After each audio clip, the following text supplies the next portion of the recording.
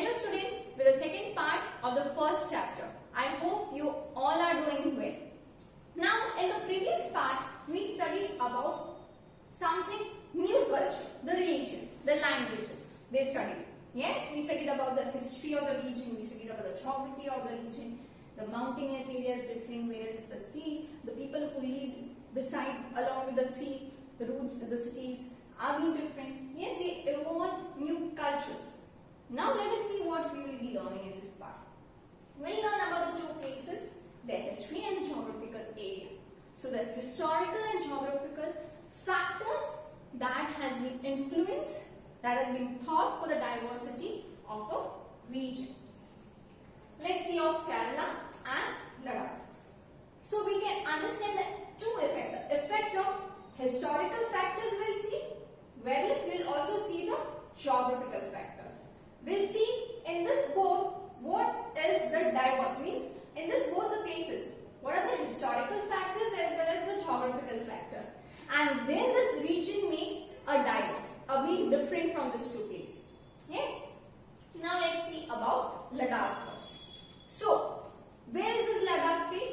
It's a mountainous desert, first of all, but it is dry, barren landscape. Means there is no vegetation. The land is barren. Okay? Now, the location, where it is east of Jammu and Kashmir. Okay? Where is the location of Ladakh? It is east of Jammu and Kashmir. What type of agriculture is being developed over there? It's very little agriculture. Since, why? Because this region do not receive more rainfall. There is no rainfall over there. Okay? And it is covered with snow for a large part of the year. Throughout the year there is covered with snow.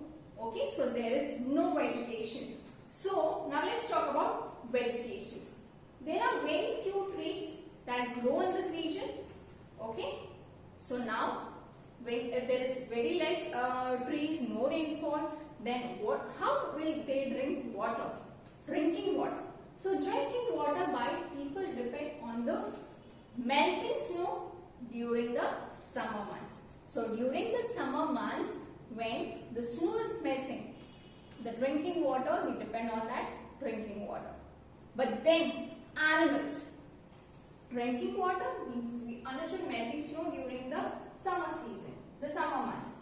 Then we'll talk about animals. People in this region keep sheep and goat. Okay? So they get from animals from milk and the wool products. But each family owns some goats, cows and yak cows. That is those. Now what are the professions? What professions they used to have? The goat in this region are special. Why? As you can see on the screen, they produce pashmina wool. Yeah, and this wool is costly, expensive. This wool is priced, and pashmina shawl cost a lot of money. So very carefully they used to produce, means they used to take it properly and they will protect it, preserve it properly. People in Ladakh carefully collect this wool of goats and sell this traders from Kashmir. So pashmina shawls are chiefly woven in Kashmir. Now let's talk about the food. Now as it is mountainous area, people eat meat and milk product like cheese and butter. Now what trade they used to do? Ladakh attracted traders. Why? Because of the wool. It was considered a good trade route. First of all, it was very good trade route. Why? Because it had a many passes, means many ways through the mountainous area. And this passes where we traveled from the caravans, and that is present day of Tibet. So the caravans carried textile, spices, raw silk and carpets. So this were about the trade. Now let's talk what religions they used to follow. Buddhism reached Tibet Via Ladakh. Via means through Ladakh. Ladakh is also called Little Tibet. Now, Islam has been introduced in this region, so more than 400 years ago. So they used to follow Islam religion. There is significant Muslim population here. Now, what tradition they used to follow? Ladakh has a very rich oral tradition of songs and poems. So, very rich in for songs and poems. So, this local version of Tibetan national epic, that is the Kesar Saga, as you can see on the screen. It is the how you have the holy scriptures, a holy sacred text. Yes, the same way the Kesar Saga is the sacred text of Tibetan. And so this local version of Tibetan national epic, the Kesar Saga, are performed and they are sung by both, that is Buddhists and Muslims. So this was about Ladakh. Now let's talk about Kerala. So you understood about the geography and the historical areas. Now we'll learn about Kerala. What is the historical influence in that, and what are the geographical influence? Let's see about the location of Kerala. As you can see the map over here, it's located at the southwest corner of India, and it is surrounded by sea. You can see that surrounded by the sea on one side and hills on the another side. So, what trade they used to follow? You need to remember Ladakh and Kerala. It is more important. What trade did Ladakh follow? What trade did Kerala follow? It will be asked you for the MCQ. So, just need to learn it very well. So, trade. A number of spices like pepper, cloves and cardamoms are grown in the hills. Okay. Now, in Ladakh, people used to trade for the costly, what was the costly thing over there? Yes, pashmina wool. And here, as there was more vegetation, okay, of spices, people trade of a spice like pepper, cloves and cardamoms. Now these spices made this place an attractive place for whom? Yes, for traders. Wait. So, Jewish and Arab traders were the first people to come here for trading. Now, what food? The fertile land and climate are suited to growing vegetation more. And what type of food they used to grow more was about rice. So, a majority of people eat rice, fish and vegetables. Whereas Ladakh people, what food they used to eat? Meat, milk products, cheese and butter. Okay. Now let's see the travel and religion. The Apostle of Christ, Saint Thomas, is believed to have come here nearly 2000 years ago. He created with bringing Christianity to India. And so many Arab traders also settled here. Okay, so what religion? Kerala which he created, Saint Thomas created the bringing of religion of Christianity to India. Now, let me talk of Ibn Battuta. He traveled here a little than 700 years ago and he wrote a traveler that describes, means he wrote a book that what he had traveled. He describes about the lives of Muslims. The Portuguese sailor, that is Vasco da Gama, discovered the sea route from Europe to India when he landed his ship here. So he had he discovered the sea route from Europe to India. So now let's see the effects. What are the effects of the historical influences?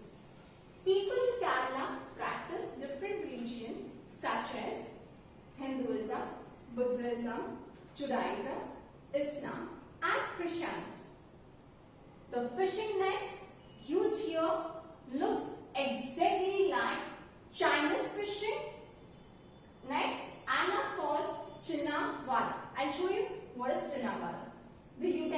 that is used for frying, for the fried food, is called China chatti, and it is believed that the word chin, C-H-E-E-N, chin, that has come from China. Now this utensil that is China chatti was used for frying things. Whereas tradition, what tradition we used to follow?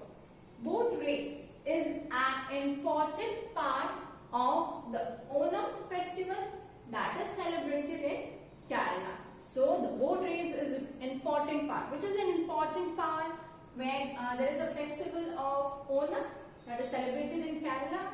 So the boat race was a very important part of the Onam festival that is celebrated in Kerala. See, this is Chinawala, the boat race that is being celebrated in Kerala when it is Onam festival, and this China chatti, the frying pan. Now let's compare Kerala and Ladakh. Though Kerala and Ladakh are quite different in the geography as well as the history of both the region, but there are some of similar cultural influences, some of similar to something like history. If we talk about history, both the regions, the places were influenced by Chinese and Arab traders. But when we see geography, when we talk about Kerala, the geography of Kerala allowed what? For the cultivation of spices, because there was cultivation of agriculture, vegetation was more, yes, so they cultivated more of spices. Whereas Ladakh, the special geographical location of Ladakh, that is about wool. Which wool we talked about? That is which is very costly, yes, Pashmina wool, that is made from goat. So due traders to this regions. So this was some of the influence, the effects of Kerala and Ladakh. So thus, what does it shows us? It tells us history and geography are often tied into a culture, life of a region, of a place. So we saw that Kerala tradition, what was the tradition of Kerala? What was the tradition of Ladakh? Yes, we compared. There were some of the similarities, there were some of differences. We studied in the first video of the first chapter of this civics, that as similarity and differences go hand in hand. Yes? Now let's talk about that. Is still diversity present? Yes or no, students? Is diversity present? The influence of diverse culture is not a thing of the past. It is still present. Okay, it is still present. But in the present life, we move from place to place for work. Yeah, you go place to place for studies. Your parents go place to place to transfer. If there is transfer, they used to go from place to place, go to work. The result, our culture, tradition and the way of life slowly become a new part of the places. To learn something, inherit new things. We live close to people for several communities. We live to close to the people. There are several communities, many more communities, different communities. Yes? So our daily lives are about the way we do things together.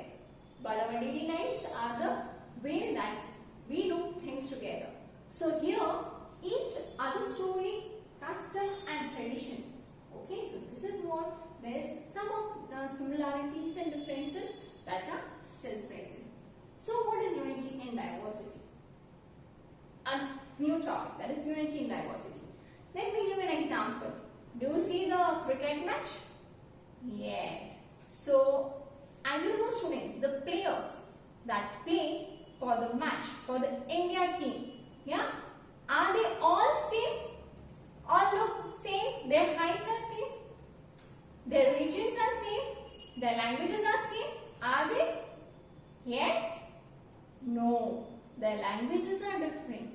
All those players that play in the team, for India team, yes, they are different. Their culture are different. Their languages are different. Yes?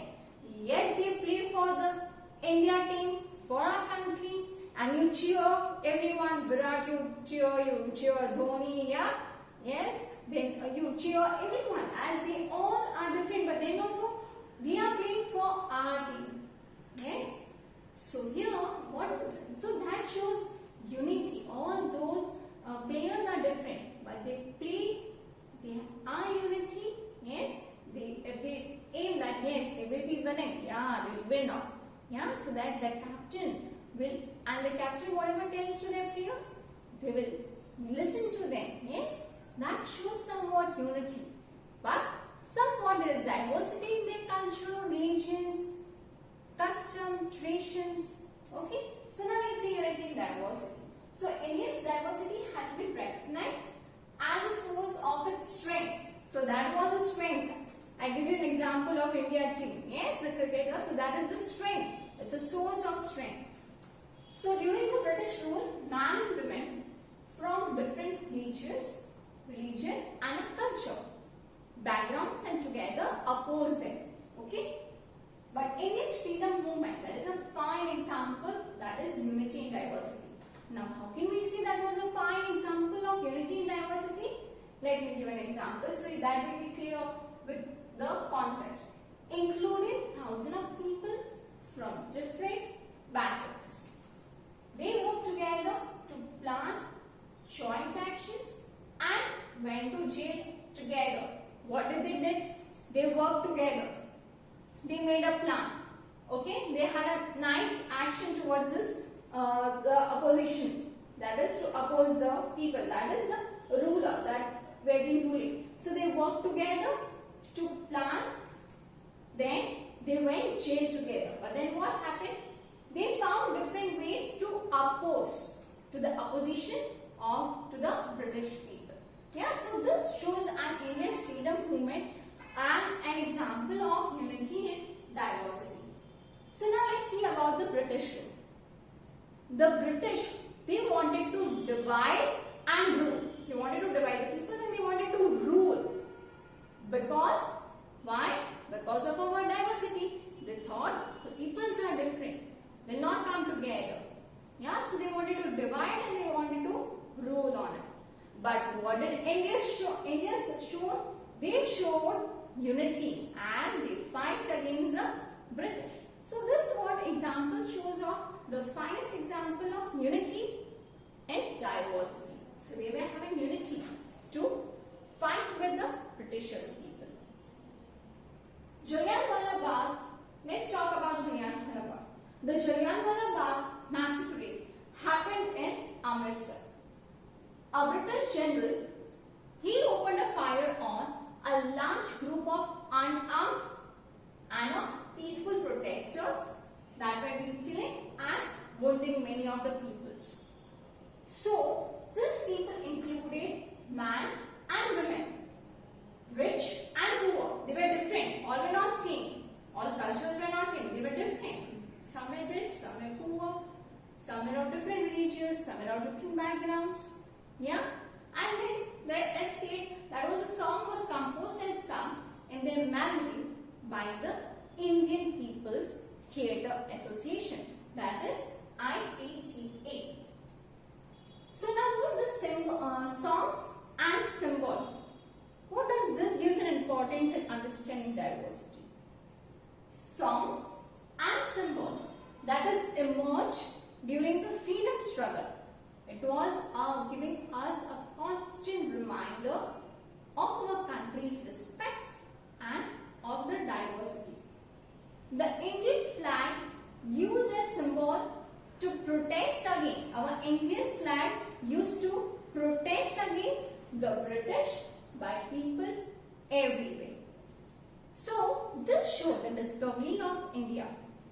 Somewhat discovery of India. So Discovery of India, the book that is by Jawaharlal Nehru. In this he says that India's diversity is not imposed from outside. It's not imposed from outside. What had happened? It was something that is deeper and within its fold. The widest tolerance of belief and custom was practiced, and every variety acknowledged, and even it was being encouraged. So Pandit Nehru coined the phrase that was unity in diversity. Who coined the phrase? How does the unity in diversity came from? From Pandit Nehru. It was the phrase was being given, was being described to our country. Now let's see the last part, that is information. Some bit of information of understanding diversity. India's national anthem was being composed by whom? Yes, very good everyone. Composed by Rabindranath Tagore. Very good students. Then, this is some of the bits that has been there in somewhere in your textbook. You need to find it out. And in Manipur, women wear pahlam. And in Jharkhand, many Adivasi say Johar. You say good morning when you meet each other. Yes? What these people will say when they greet to people? They say Johar when they greet to each other. So students, I hope the concept is clear of understanding diversity. Studies well, stay safe.